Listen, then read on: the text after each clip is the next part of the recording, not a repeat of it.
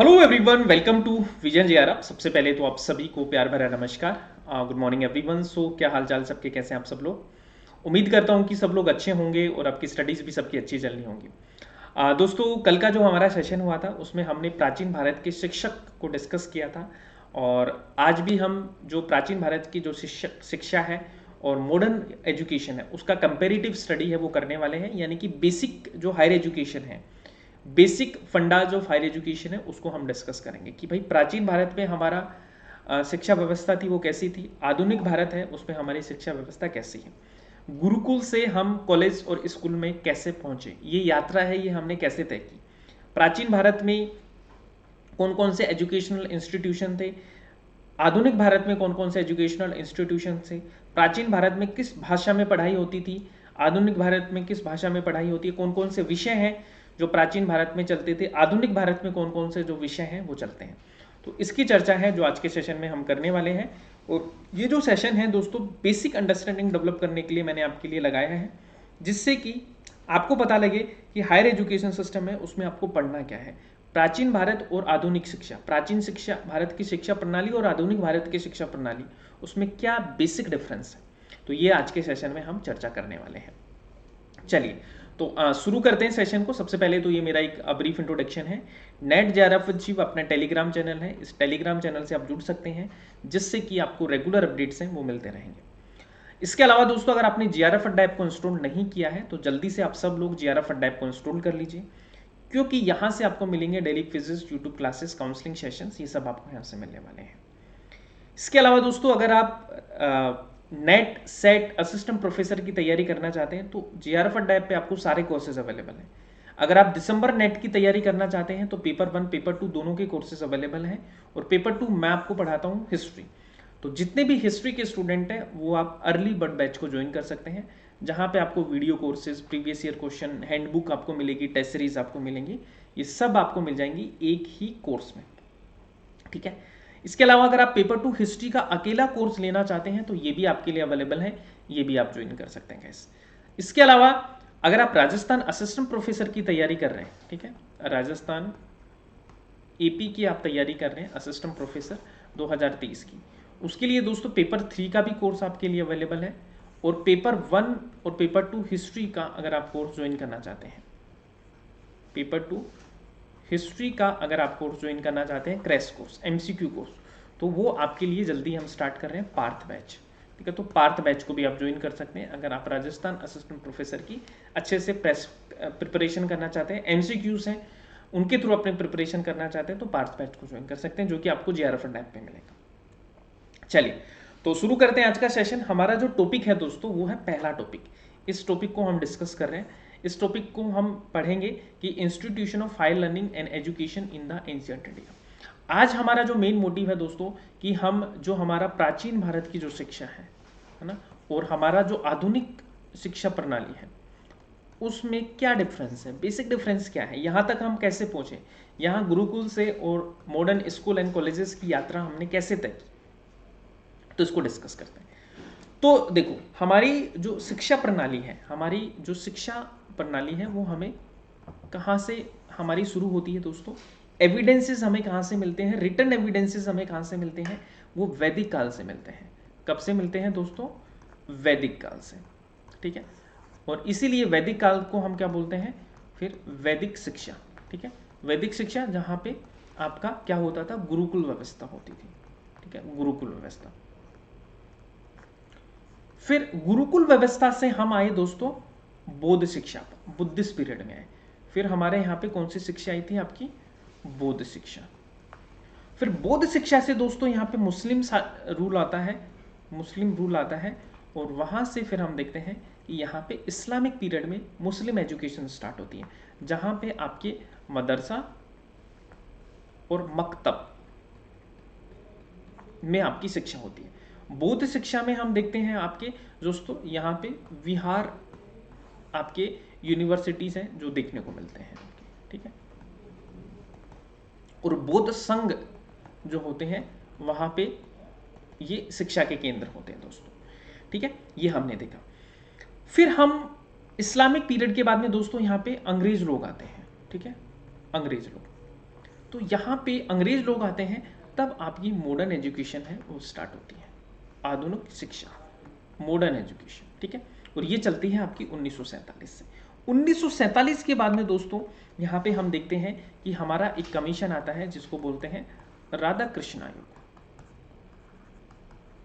यहाँ से भारतीय शिक्षा प्रणाली है उसकी शुरुआत आपकी होती है। तो ये जो यात्रा हमने तय की है वैदिक काल से लेके और आधुनिक भारत टिल NEP 2020 तक, ठीक है, ये हमने कैसे तय की है इसको थोड़ा सा ब्रीफ में आज के सेशन में हम देखेंगे, जिससे कि आपको एक आइडिया लग जाए, आपके दिमाग में फ्रेमवर्क हो जाए कि हायर एजुकेशन सिस्टम वाकई में है क्या अपना। चलिए तो बात करते हैं ancient education versus modern education system, ठीक है। प्राचीन भारत की शिक्षा प्रणाली और आपकी आधुनिक भारत की शिक्षा प्रणाली। आधुनिक भारत की शिक्षा प्रणाली क्या डिफरेंस है?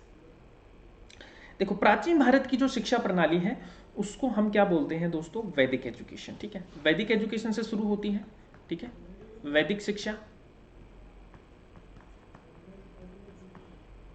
और आधुनिक भारत की शिक्षा प्रणाली की मैं बात करूं तो दोस्तों ये शुरू की जाती है अंग्रेजों के द्वारा, जब ब्रिटिश लोग भारत में आते हैं। और इसके जो प्रवर्तक माने जाते हैं, है ना, आधुनिक शिक्षा की जो यहाँ पे मतलब फर्स्ट टाइम जो आधुनिक शिक्षा लेके आया था उसको बोलते थॉमस बिबिंगटन, है ना।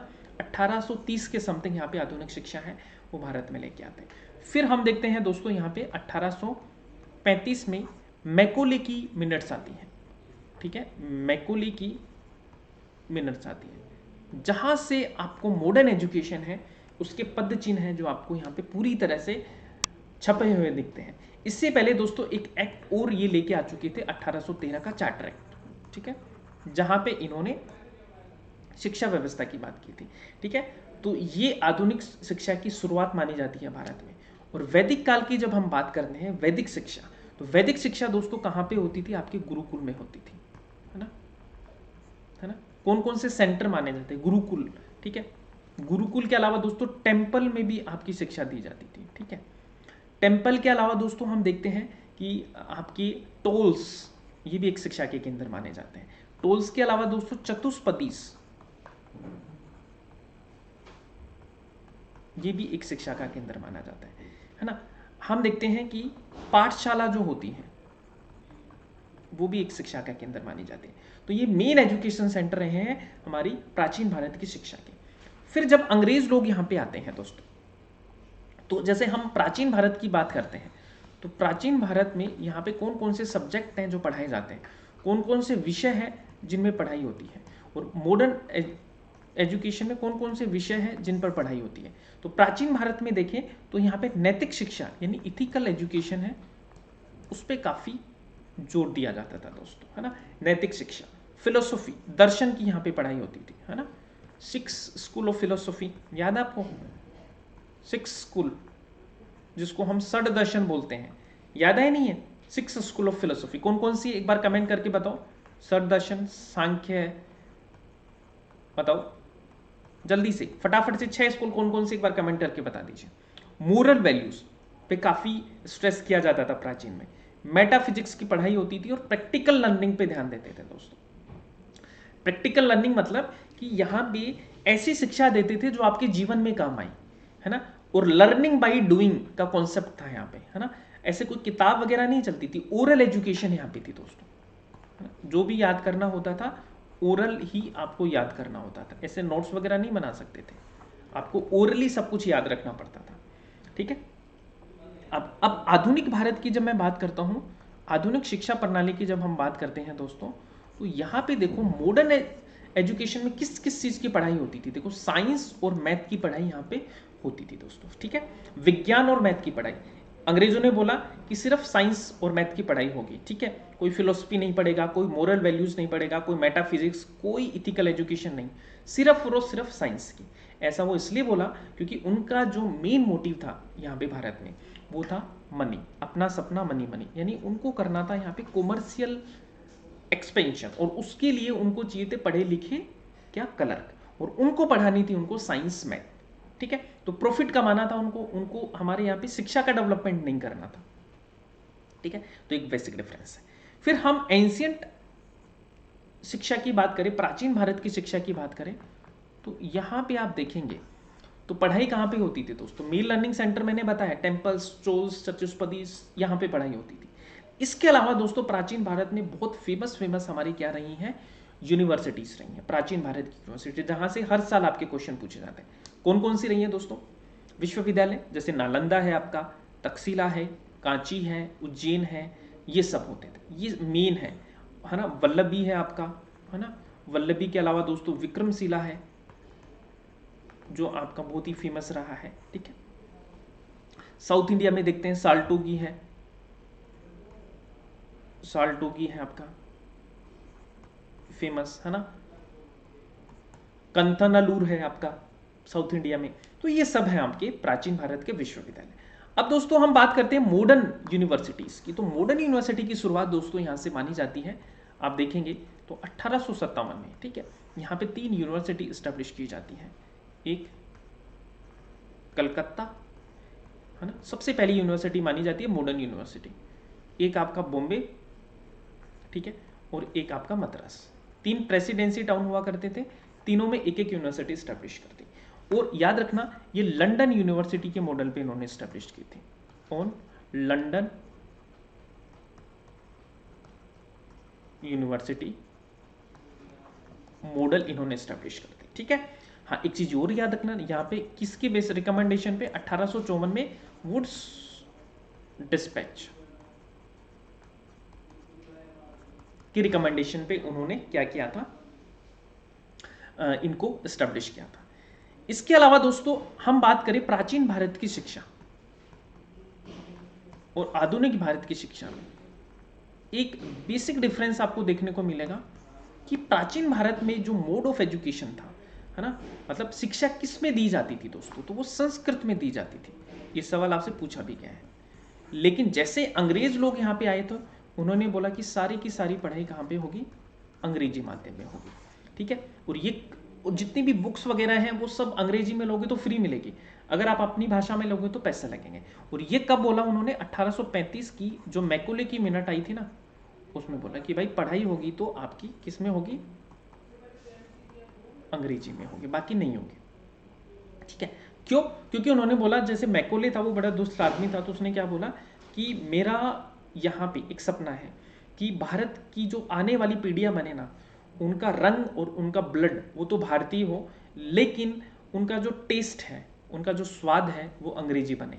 इसलिए उन्होंने बोला कि मैं एक ऐसी शिक्षा प्रणाली यहाँ पे विकसित करूंगा कि आपका जो स्वाद होगा ना इंडियंस का, वो अंग्रेजी हो। और वो आज है भी, है ना आज, मतलब कि जो इंग्लिश बोलता है या जो सूट बूट पहनता है उसको हम ज़्यादा पढ़ा लिखा मानते हैं, जबकि ऐसा होता नहीं है, क्योंकि वो अंग्रेजों के द्वारा बोए गए बीज थे हमारे दिमाग में, है ना। अब दोस्तों थोड़ा सा और बात करते हैं कि भाई प्राचीन भारत की जो शिक्षा थी, है ना, उसका मुख्य उद्देश्य क्या था? मेन एम क्या था दोस्तों? तो main objective of education was to equip the student with good quality of education. The education mostly focused on the enrichment of culture, character and personality development and cultivation of noble ideas. और आज या modern education only commercial motive. ठीक है, सिर्फ हमें चाहिए job. ठीक है, और अंग्रेजों का तो था ही प्योरली कॉमर्शियल मोटिव। तो ये एक प्राचीन और आधुनिक शिक्षा में हमें बदलाव है या जो डिफरेंसेस हैं वो देखने को मिलता है दोस्तों। इसके अलावा दोस्तों यहाँ पे हम बात करते हैं कि प्राचीन भारत की शिक्षा प्रणाली हमारे भारत में कब तक रहती है, मतलब कब तक एग्जिस्ट करती है दोस्तों? तो ये जो एग्जिस्ट करती है दोस्तों, जब तक ब्रिटिश लोग भारत में नहीं आते हैं तब तक। जैसे ही अंग्रेज लोग भारत में आते हैं तो हमारा पुराना जो वैदिक सिस्टम है, जो गुरुकुल सिस्टम है, ये तहस नहस हो जाता है और यहाँ पे वो स्कूल एंड कॉलेजेस यहाँ पे खोलने की कोशिश करते हैं। तो मॉडर्न एजुकेशन है वो टिल 1947 तक रहती है। उसके बाद में दोस्तों यहाँ पे बहुत सारी कमीशंस, कमिटीज़ आती हैं। जैसे हम देखते हैं कि आपका राधा कृष्ण आयोग है, वो पहला आयोग था, ठीक है, जो भारत में आता है। और फिर यहाँ पे भारतीय शिक्षा प्रणाली है, उसकी शुरुआत होती है। तो यहाँ पे आप देखोगे तो कुछ कमीशंस एंड कमिटीज़ हैं जो ब्रिटिश टाइम पे आए थे। ब्रिटिश टाइम पे एजुकेशन का डेवलपमेंट कैसे होता है, तो मैंने पहले भी बताया था कि सबसे पहले आपका चार्टर एक्ट आता है 1813 का, उसके बाद में आपकी मैकॉले की मिनट आती है 1835 में दूसरा, उसके बाद में वुड्स का डिस्पैच आता है 1854 में, फिर हंटर एजुकेशन कमीशन आता है 1882 से 83 में, फिर आपका इंडियन यूनिवर्सिटीज़ आती है 1904 में, फिर आपका आता है सैडलर यूनिवर्सिटी कमीशन 1917-1919, और फिर आपका हार्टो कमेटी आती है 1929 में, फिर आपकी Wardha scheme of basic education आती है 1937 में, फिर आपका आता है सार्जन प्लान ऑफ एजुकेशन 1944 में। तो ये मेन डेवलपमेंट है, ये आपका देखा जाता है, ठीक है। उसके बाद में हम देखते हैं दोस्तों कि यहाँ पे आज़ादी के बाद में क्या क्या डेवलपमेंट होता है, ठीक है। तो आज़ादी के बाद में आप देखेंगे स्वतंत्र भारत में उच्च शिक्षा का कैसे विकास होता है या एजुकेशन का कैसे विकास होता है। तो सबसे पहले यूनिवर्सिटी एजुकेशन कमीशन, जिसको हम राधा कृष्ण आयोग भी बोलते हैं, है ना, राधा कृष्ण आयोग, ठीक है। दूसरे नंबर पे आपका सेकेंडरी एजुकेशन कमीशन, जिसको हम क्या बोलते हैं बताओ, मुडलियार कमीशन बोलते हैं। उसके बाद में आता है आपका एजुकेशन कमीशन डीएस कोठारी के अंडर में, कोठारी कमीशन, और फिर आपकी पहली शिक्षा नीति आती है, और फिर आपका 42वां संविधान संशोधन होता है जिसमें शिक्षा को कॉन्करेंट लिस्ट में डाला जाता है। फिर आपकी नेशनल एजुकेशन पॉलिसी आती है 1986 वाली दूसरी शिक्षा नीति। फिर आपका प्रोग्राम ऑफ एक्शन आता है आपका रामामूर्ति कमेटी की रिकमेंडेशन पे, ठीक है। रामामूर्ति कमेटी 1990 में आती है। फिर आपका टीएसआर सुब्रमण्यम कमेटी बनती है न्यू एजुकेशन पॉलिसी के लिए, फिर डॉक्टर के कस्तूरी रंगन कमेटी बनती है, और फिर फाइनली हम देखते हैं कि एनईपी 2020 है वो आपका आ जाता है दोस्तों। तो ये एक डेवलपमेंट है, ये एक यात्रा है जो प्राचीन से लेके और आधुनिक शिक्षा की हमने तय की दोस्तों। अब जब अंग्रेज लोग यहाँ पे जाते हैं दोस्तों, तो आप देखेंगे कि यहाँ पे इंडिया था वो यहाँ पे घोर अंधकार था दोस्तों, बहुत सामाजिक पिछड़ा हुआ, एजुकेशन से पिछड़ा हुआ। तो दोस्तों अगर समाज का विकास करना है, सोशियो इकोनॉमिक डेवलपमेंट करना है, तो आपको एजुकेशन यहाँ पे सुधारनी पड़ेगी। आपको जान के अचरज होगा कि जब अंग्रेज लोग यहाँ पे छोड़ के गए थे तो केवल और केवल 12% लोग थे जो यहाँ पे पढ़े लिखे थे। लिटरेसी रेट कितनी थी? 12%। और अभी कितनी है एक बार कमेंट करके बताओ।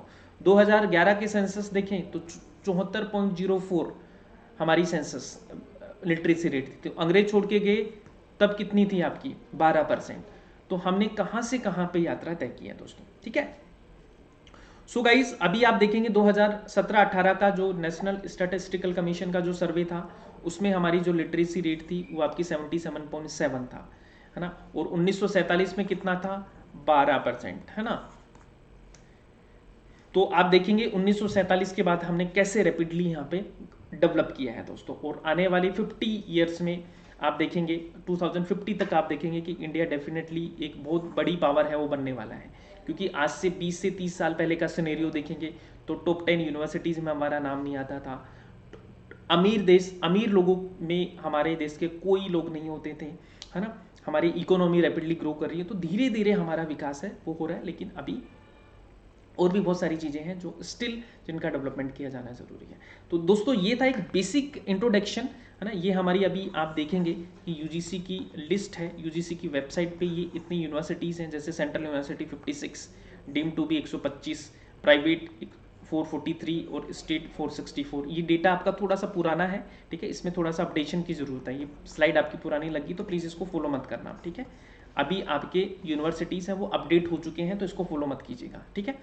चलिए, so this is all for today guys. I hope आपको ये सेशन पसंद आया होगा। और अगर आपको मेरा हिस्ट्री का कोर्स लेना है, आप हिस्ट्री मेरे से पढ़ना चाहते हैं, तो आपके लिए जीआरएफ अड्डा पर कोर्स अवेलेबल है हिस्ट्री का पेपर 2 का, ठीक है।